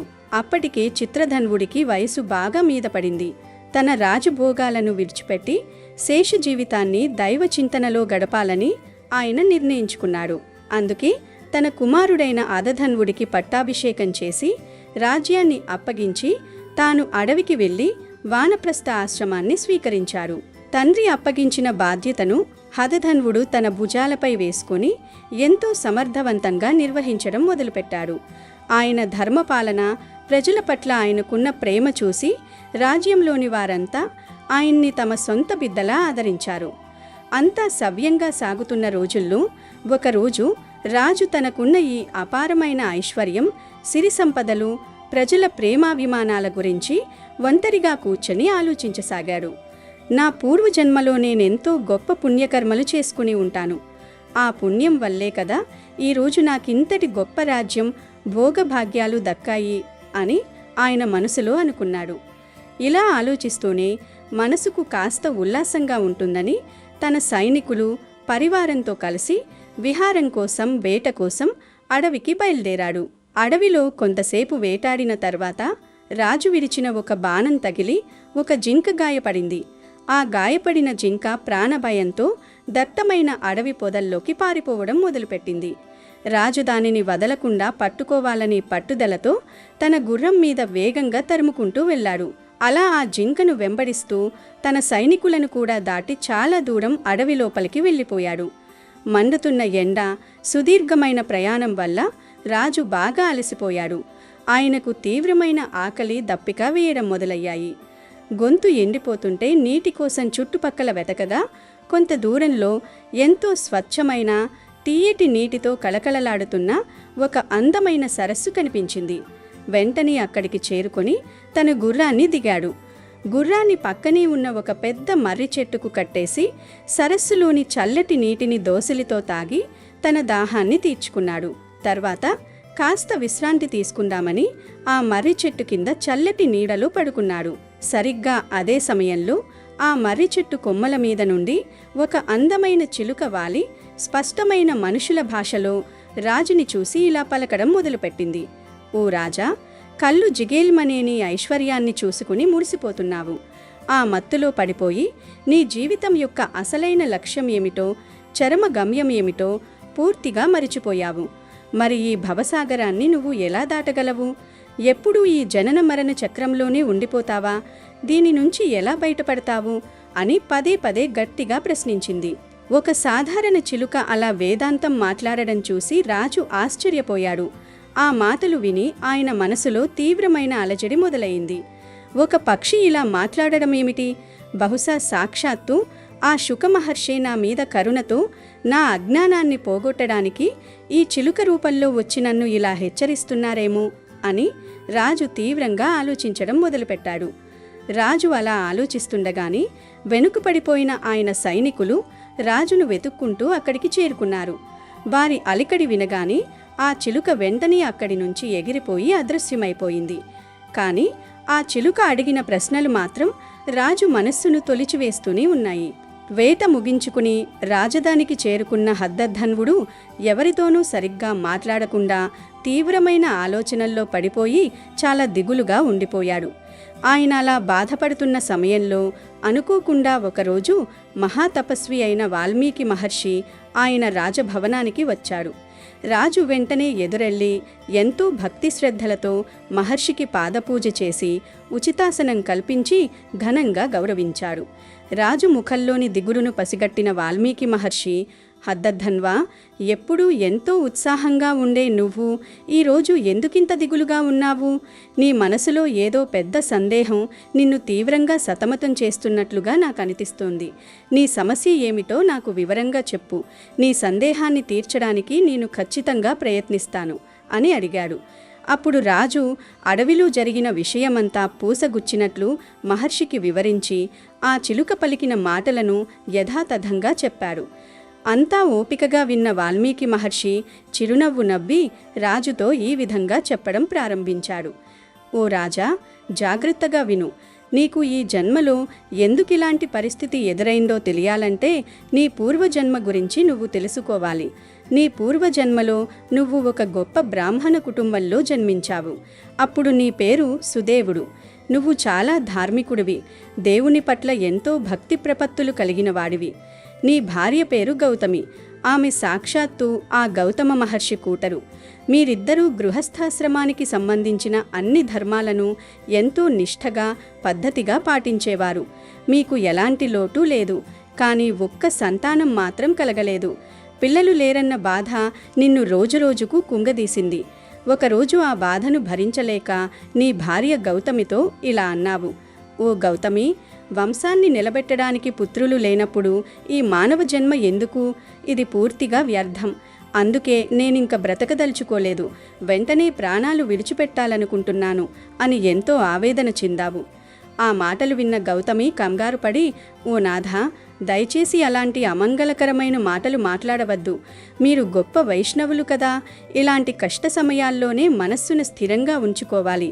మీకు నిజంగానే పుత్రుడు కావాలనే కోరిక అంత బలంగా ఉంటే ఆ జగన్నాథుడిని ఆశ్రయించండి. ఆయన్ని ప్రార్థించి ఆయన మెప్పు పొంది పుత్ర సంతానాన్ని వరంగా అడగండి. అంతేకాని ఇలా ప్రాణాలు తీసుకోవడం పిరికితనం అని ఎంతో ధైర్యం చెప్పింది. భార్య మాటలు విన్న సుదేవుడికి జ్ఞానోదయమయ్యింది. వెంటనే బయలుదేరి పవిత్రమైన తామ్రపరణి నది ఒడ్డుకు చేరుకుని శ్రీహరి గురించి ఏకంగా 4000 సంవత్సరాల పాటు కఠోరమైన తపస్సు చేశాడు. అతని దీక్షకు మెచ్చిన శ్రీ మహావిష్ణువు గరుడ వాహనం మీద అధిరోహించి సుదేవుడికి ప్రత్యక్షమయ్యాడు. 4 చేతులతో శంఖ, చక్ల, గద, పద్మాలను ధరించిన ఆ శ్రీహరి దివ్య మంగళ రూపాన్ని చూడగానే సుదేవుడు ఆనందంతో ఉప్పొంగిపోయి స్వామి పాదాలపై పడి సాష్టాంగ నమస్కారం చేశాడు. అప్పుడు శ్రీహరి చిరునవ్వుతో, ఓ సుదేవా, ఇన్ని వేల సంవత్సరాలుగా నువ్వు చేసిన కఠోర తపస్సుకు నేను చాలా సంతోషించాను. నీకేం వరం కావాలో కోరుకో, నేను ప్రసాదిస్తాను అని అన్నాడు. అందుకు సుదేవుడు దోసుకులి ఉళ్ళి, ఓ స్వామి, నాకు వేరే ఏ కోరిక లేదు. నాకు ఒక సత్పుత్రుణ్ణి ప్రసాదించండి చాలు అని వేడుకున్నాడు. ఆ మాట వినగానే శ్రీహరి ముఖంలో కాస్త గంభీరత చోటు చేసుకుంది. ఓ సుదేవా, నేను నీకు ఏమడిగినా ఇస్తాను. కానీ ఇది మాత్రం కుదరదు. నీ ప్రారబ్ధ కర్మ చాలా కఠినంగా ఉంది. ఆ కర్మ ప్రకారం ఈ జన్మలో మాత్రమే కాదు, రాబోయే 7 జన్మల వరకు కూడా నీ తలరాతలో పుత్ర సంతాన యోగమే లేదు. కాబట్టి దయచేసి మరేదైనా వరం కోరుకు అని చెప్పాడు. ఈ మాటలు వినగానే సుదేవుడి గుండె పగిలి అక్కడికక్కడే స్పృహ తప్పిపడిపోయాడు. ఆ దృశ్యాన్ని పక్కనే ఉండి చూస్తున్న గరుత్మంతుడి మనసు కరిగి సుదేవుడి పట్ల ఎంతో జాలి కలిగింది. వెంటనే గరుత్మంతుడు మహావిష్ణువు పాదాలపై పడి తన స్వామిని ఎన్నో విధాలుగా బతిమలాడాడు. గరుత్మంతుడి ప్రార్థనలు విన్న మహావిష్ణువు కరుణించి వాళ్ళకి పుత్రుణ్ణి ప్రసాదించే ఆ శక్తిని గరుత్మంతుడికే ఇచ్చేశాడు.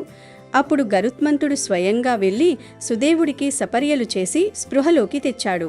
గరుత్మంతుడు సుదేవుడితో ఇలా అన్నాడు: ఓ అదృష్టవంతుడా, నా స్వామి ఆజ్ఞ మేరకు నీకొక వరాన్ని ప్రసాదిస్తున్నాను. అతి త్వరలోనే నీ భార్య ఒక అద్భుతమైన పుత్రుడికి జన్మనిస్తుంది. ఆ పిల్లవాడు సాధారణమైన వాడు కాదు, ఏకంగా నా అంతటి అపారమైన జ్ఞానం కలిగిన వాడవుతాడు.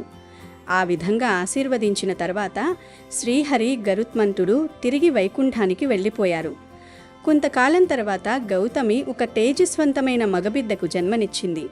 ఆ బాలుడికి సుఖదేవుడు అని పేరు పెట్టారు. గరుత్మంతుడి ఆశీర్వాదం వల్ల సుఖదేవుడు చిన్నతనం నుంచే ఎన్నో దైవిక లక్షణాలతో పెరిగాడు. చదువులో, సంస్కారంలో గురువులను, పెద్దలను ఎప్పుడూ సంతోషపెట్టేవాడు. ఒకరోజు ఆ బ్రాహ్మణ దంపతుల ఆశ్రమానికి దేవల మహర్షి వచ్చాడు.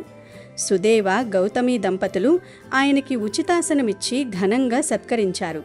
ఆ చిన్నారి సుఖదేవుడు కూడా వచ్చి మహర్షికి పాదాభివందనం చేశాడు. ఆ బాలుడి తేజస్సు చూసి మహర్షి మురిసిపోయాడు. కానీ వెంటనే ఆయన ముఖం తీవ్రమైన ఆలోచనతో గంభీరంగా మారిపోయింది. దేవలుడు వాళ్ళిద్దరినీ చూసి, ఈ బాలుడికి అన్నీ అద్భుతమైన లక్షణాలే ఉన్నాయి, కానీ ఇతని జాతకంలో ఒక అతిపెద్ద గండం పొంచి ఉంది. ఇతనికి 12 ఏళ్లు వచ్చేసరికి నీళ్లలో మునిగి చనిపోతాడు. ఇది జలగండం అని చెప్పి అక్కడి నుంచి వెళ్ళిపోయాడు. ఆ భయంకరమైన మాటలు వినగానే ఆ దంపతుల గుండెలు పగిలిపోయాయి. పుట్టెడు దుఃఖంతో వాళ్ళు అహర్నిశలు కృశించిపోయారు. కానీ ఆ దయాసాగరుడైన శ్రీకృష్ణుడి నామాన్ని నిరంతరం జపిస్తూ రోజులు గడుపుతూ వచ్చారు. ఆ మహర్షి చెప్పినట్లుగానే సుఖదేవుడికి 12 ఏళ్లు వచ్చాయి. ఒకరోజు అతను తన స్నేహితులతో కలిసి ఆడుకుంటూ దగ్గరలోని సరస్సులో స్నానం చేయడానికి వెళ్ళాడు. ఎవరికీ ఏమీ అర్థమయ్యేలోపే సుఖదేవుడు నీళ్లలో మునిగిపోయి ప్రాణాలు విడిచాడు. భయపడిపోయిన స్నేహితులు పరుగు పరుగున వచ్చి ఈ ఘోరమైన వార్తలు తల్లిదండ్రులకు చెప్పారు. ఆ వార్త వినగానే వాళ్ళు గుండెలు బాదుకుంటూ బిగ్గరగా ఏడుస్తూ సరస్సు దగ్గరకు పరిగెత్తుకుంటూ వచ్చారు. నీళ్లల్లో పడి ఉన్న తమ ముద్దుల కుమారుని శవాన్ని పట్టుకుని ఆ శవానికి ముద్దులు పెడుతూ పిచ్చివాళ్లలా దుఃఖించారు. నాయనా, నువ్వు గనుక ఇప్పుడు లేచి మాతో మాట్లాడకపోతే ఇక్కడే నీ పక్కనే మేము కూడా మా ప్రాణాలు వదిలేస్తాం అని భీష్మించుకు కూర్చున్నారు. అలా కుమారుని శవం దగ్గరే ఉండి ఏడుస్తూనే నిరంతరాయంగా శ్రీహరినామాన్ని జపించడం ప్రారంభించారు. సరిగ్గా ఆ సమయంలో అకాలంగా భయంకరమైన వర్షం, పెనుగాలులు వచ్చాయి. వాళ్ళు కూర్చున్న ప్రాంతమంతా పూర్తిగా నీళ్లతో నిండిపోయింది. అయినా సరే వాళ్ళు ఏమాత్రం చలించలేదు. చలికి వణుకుతున్నా, వరద నీరు చుట్టుముడుతున్నా అవేమీ పట్టించుకోకుండా తమ కుమారుని కొరకు ఏడుస్తూ ఆ శ్రీహరినామాన్ని జపిస్తూనే ఉన్నారు. అలా అన్నపానీయాలు లేకుండా హరినామ స్మరణ చెయ్యడంలో ఏకంగా 1 నెల రోజులు గడిచిపోయాయి. వాళ్ళకి తెలియని ఒక అద్భుతమైన విషయం ఏమిటంటే, వాళ్ళు అలా హరినామ జపం చేసిన ఆ నెల రోజులు సాక్షాత్తు పరమ పవిత్రమైన పురుషోత్తమ మాసం. ఎటువంటి ఉద్దేశం లేకుండానే అనుకోకుండా వాళ్ళు ఆ పురుషోత్తమ మాస వ్రతాన్ని ఆచరించారు. వాళ్ళ దీక్షకు సాక్షాత్తు ఆ భగవానుడైన శ్రీకృష్ణులు ఎంతో సంతోషించాడు. వెంటనే అక్కడికక్కడే ప్రత్యక్షమవ్వగానే ఆ వర్షం, గాలి అన్నీ వెంటనే ఆగిపోయాయి. సాక్షాత్తు ఆ శ్రీకృష్ణుడిని తమ కళ్ళ ముందు చూసేసరికి ఆ దంపతులు కుమారుడి శవాన్ని పక్కన పెట్టి స్వామి పాదాలపై పడి భక్తితో ప్రణామాలర్పించారు. శ్రీకృష్ణుడు వాళ్ళని చూసి, ఓ సుదేవా, మీరిద్దరూ నాకు అత్యంత ప్రీతిపాత్రమైన పురుషోత్తమ మాసాన్ని ఆచరించి నన్నెంతగానో సంతోషపెట్టారు. అందుకే నీ కుమారుడైన సుఖదేవుడు ఏకంగా 12,000 సంవత్సరాల పాటు మీతో ఈ లోకంలో జీవిస్తాడు. మీకు జీవితాంతం సుఖ సంతోషాలను ఇస్తాడు. మీ జీవిత చరమాంకంలో మీరంతా కలిసి నా గోలోక ధామానికి చేరుకుంటారు అని ఆశీర్వదించాడు. ఆ మాటలు పూర్తి కాగానే మరణించిన సుఖదేవుడు నిద్రలోంచి లేచినట్లుగా లేచి కూర్చున్నాడు. ఆ అద్భుతాన్ని చూసి బ్రాహ్మణ దంపతులు ఎంతో సంతోషించారు. దేవతలు ఈ దృశ్యాన్ని చూసి పూలవాన కురిపించారు. అయితే ఇదంతా చూస్తున్న సుదేవుడికి చాలా ఆశ్చర్యం కలిగింది. నేను ఎన్నో ఏళ్లు తపస్సు చేసినప్పుడు పుత్రుడిని ఇవ్వలేదు కదా, కానీ ఇప్పుడు ఏకంగా చనిపోయిన కుమారుడినే తిరిగి ఎందుకు బతికించారు అని శ్రీహరిని అడిగాడు. భక్త సులభుడైన ఆ శ్రీహరి ఇలా సమాధానం చెప్పాడు. ఓ బ్రాహ్మణ, నా మనసు ఎందుకు ఇంతలా కరిగిపోయిందో నీకు తెలియదా? మీరిద్దరూ పరమ పవిత్రమైన పురుషోత్తమ మాస వ్రతాన్ని ఎంతో నిష్ఠతో పాటించారు. మీరు దుఃఖంలో ఉండి ఏడుస్తూ నా నామాన్ని జపించిన ఆ సమయం అంతా పురుషోత్తమ మాసమే. పూర్వం ఒకసారి బ్రహ్మదేవుడు వేదాలలో చెప్పబడిన దానాలు, ధర్మాలు, తపస్సులు వాటన్నింటికంటే ఏది గొప్పదని లెక్కించి చూడగా అన్ని వైదిక కర్మల కంటే ఈ పురుషోత్తమ మాసమే గొప్పదని తేలింది. ఏ మానవుడైతే ఈ పురుషోత్తమ మాసాన్ని భక్తి శ్రద్ధలతో పాటిస్తాడో అతడే ఈ ముల్లోకాలలో పరమ అదృష్టవంతుడు. మరణించిన తర్వాత నేరుగా నా దివ్యధామానికి చేరుకుంటాడు అని చెప్పి శ్రీకృష్ణుడు అదృశ్యమయ్యాడు. ఈ కథనంతా హదధ్రన్వుడికి ఎంతో ఓపికగా వివరించిన వాల్మీకి మహర్షి ఆ తర్వాత రాజుతో గంభీరంగా ఇలా అన్నాడు: ఓ రాజా, ఇప్పుడు నీ ప్రశ్నకు నేను సమాధానం చెబుతున్నాను. అడవిలో నీకు వేదాంతం చెప్పి సలహా ఇచ్చిన ఆ చిలుక మరెవరో కాదు, పూర్వజన్మలో నీ సొంత కుమారుడైన ఆ సుఖదేవుడే. ఆ సుఖదేవుడు భగవంతుని కృప వల్ల ఎప్పుడో ముక్తిని పొందాడు. కానీ ఈ భౌతిక ప్రపంచంలో ఒక రాజుగా చిక్కుకొని పోయిన నిన్ను చూసి జాలిపడ్డాడు. త్వరలోనే రాబోతున్న ఆ పురుషోత్తమ మాసంలో పురుషోత్తముడైన ఆ శ్రీకృష్ణుడిని ఎలా పూజించాలో నీ బాధ్యతను నీకు గుర్తు చేయడానికే ఆ చిలుక నీ దగ్గరకు వచ్చింది. దానివల్ల నువ్వు ఆ భగవంతుని సన్నిధిని సులభంగా చేరుకుంటావు అని చెప్పాడు మహర్షి. వాల్మీకి మహర్షి చెప్పిన ఈ అద్భుతమైన పూర్వజన్మ వృత్తాంతం విన్న హదధ్రన్వ మహారాజు మనసులోని భారమంతా తొలగిపోయింది. తన జన్మ రహస్యం భగవంతుని లీల అర్థం కావడంతో మహర్షి పాదాలకు సాష్టాంగ నమస్కారం చేశాడు. అప్పటి నుండి మహారాజు తన రాజధర్మాన్ని నిర్వర్తిస్తూనే శ్రీకృష్ణుని మీద అచంచలమైన భక్తితో ఆ రాబోతున్న ఆ పురుషోత్తమ మాసం కోసం ఎంతో ఆత్రుతగా ఎదురుచూస్తూ భగవంతుని ధ్యానంలో తన జీవితాన్ని సార్థకం చేసుకున్నాడు. కాబట్టి ఈరోజు రాత్రి 12లోపు ఈ కథను వింటే చాలు. 2 నిమిషాల్లో మీ జీవితం మారిపోతుంది. జాతక దోషాలు పోతాయి, కష్టాలు పోతాయి, అష్ట ఐశ్వర్యాలు సిద్ధిస్తాయి, సకల దేవతల అనుగ్రహం కలుగుతుంది, దీర్ఘ సుమంగళి యోగం సిద్ధిస్తుంది, పాపాలన్నీ పోతాయి, కోటి జన్మల పుణ్యంతో వద్దన్న ధనవర్షం కురుస్తుంది, పట్టిందల్లా బంగారంలాగా మారుతుంది. ఇక మీకు అన్నీ శుభాలే జరుగుతాయి. అమెజాన్లో బెస్ట్ డిస్కౌంట్స్ కోసం వీడియో డిస్క్రిప్షన్లో లింకు ఉంది, చూడండి.